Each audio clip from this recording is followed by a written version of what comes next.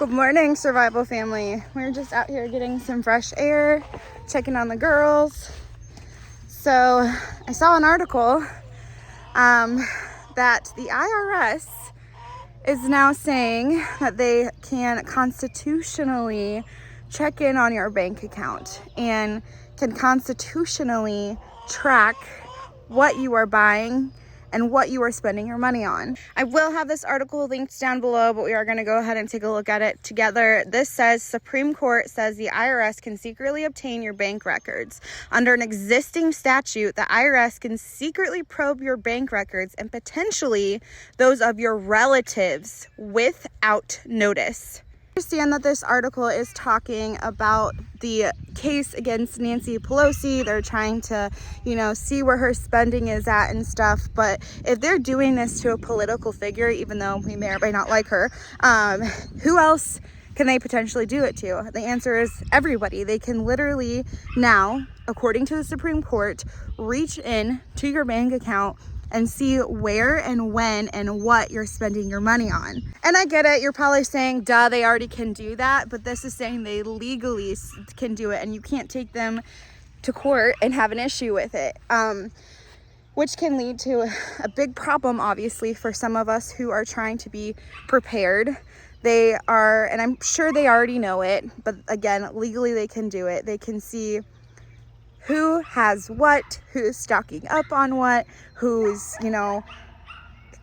house they want to come to if they need certain supplies. Obviously, this could lead to more problematic things like the government putting a cap on your bank account, telling you you've already bought too much of X amount of item. You can't buy anymore.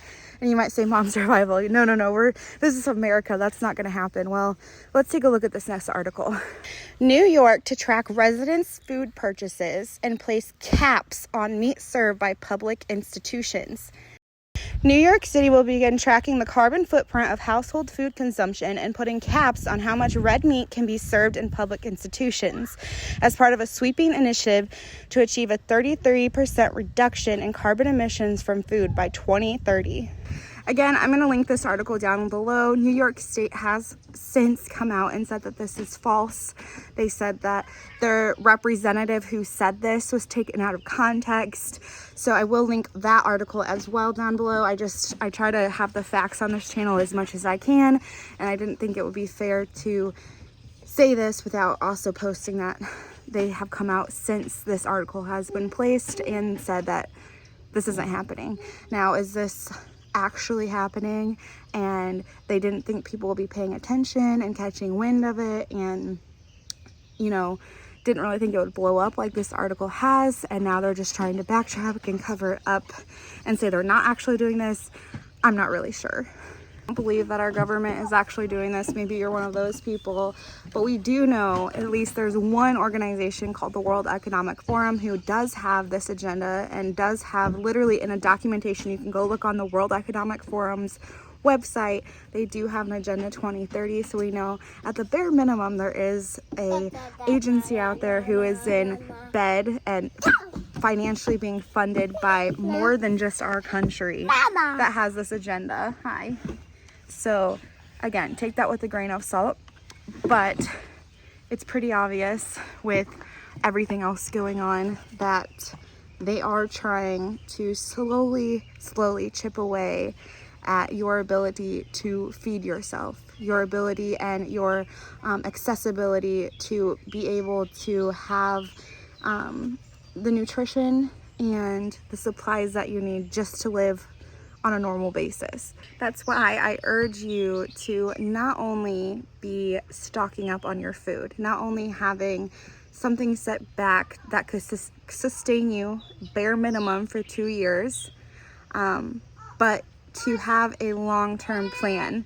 I can't stress enough that eventually, no matter how much you stockpile, no matter how much food you have on your shelf, it will run out. You will not be able to survive off that forever. I can't stress, or I don't care if you're in an apartment or in a neighborhood or out in the country, whoever you are, wherever you are, you have the ability to grow your own food, to get raised garden boxes, to get window boxes, to get a roof garden started.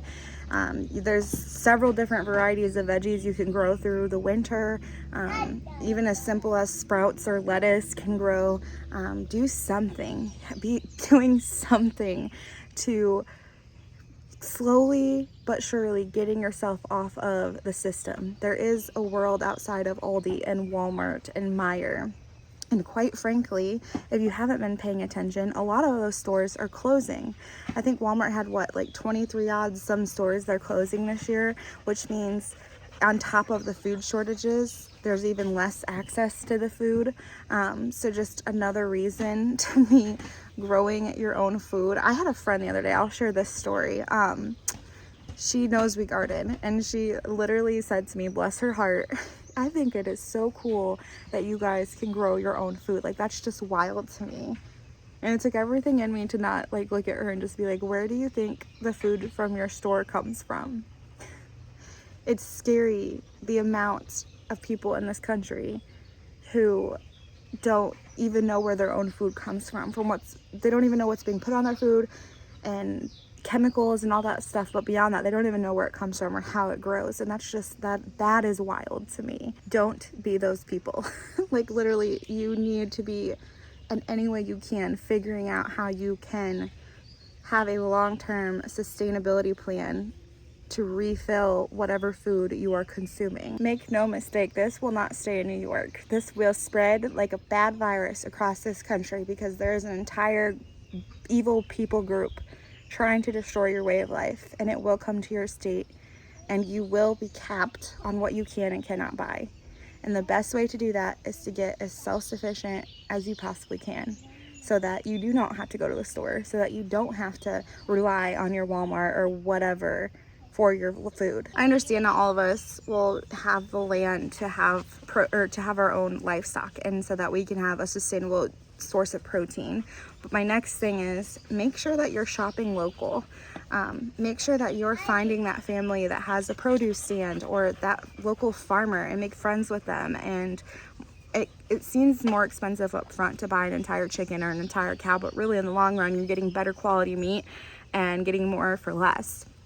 So even though it's not as convenient as going to the store and picking out everything that's in one aisle and, you know, it's fast and everything, you're gonna have to drive around to different people.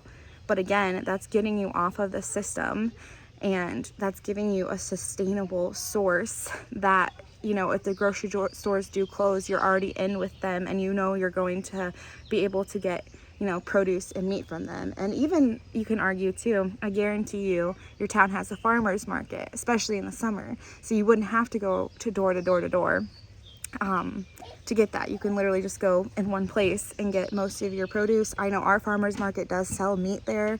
So please, please, please shop local. Not only are you, you know, sustaining yourself, but you're also not lining the pockets of these people trying to destroy your way of life.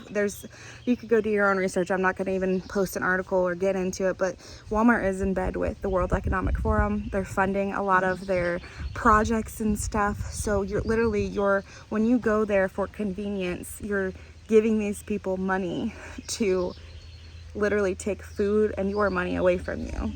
So instead of doing that, instead of supporting these multi-billion-dollar corporations, support a local family. You know, that literally you're keeping money in your community and also helping a family pay their mortgage or be able to homeschool their kids so that they're not being indoctrinated into schools. I can't stress enough to just shop as locally as you can. We personally have just put out a farm stand, and we've actually had quite a bit of foot traffic through there. We're making quite a bit of money to actually be able to repay for our garden seeds and our livestock and stuff. And it's just been a real encouragement to us that, you know, people do want to support their community and people do want locally grown versus buying into this agenda. So that's been really cool, and we're really excited because it's been a big blessing to our family. In fact, I'll show you our little farm stand here. I'll just enter in some clips.